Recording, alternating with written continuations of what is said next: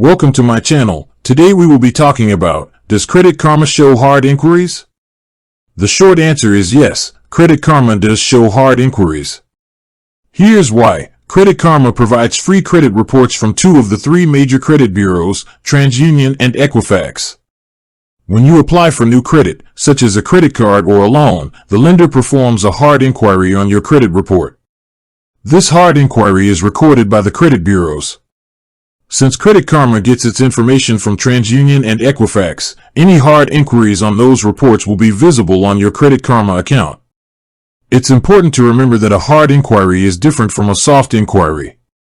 A soft inquiry, like when you check your own credit score on Credit Karma, does not affect your credit score.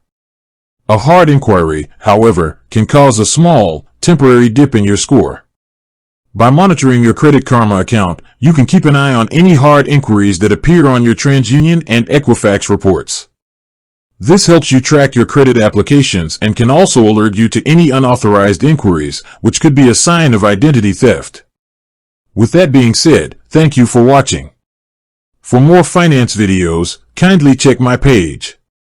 Please like, share, comment and subscribe to my channel. Thank you.